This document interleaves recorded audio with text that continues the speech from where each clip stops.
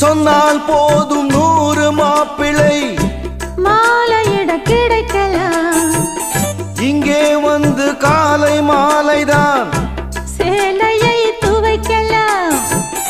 என்னை போல நல்ல மாப்பிள்ளை வாய்ப்பதொரு அதிசயம். என்னை நீயும் ஏற்றுக்கொண்டது பாவையன் பாக்கியம்.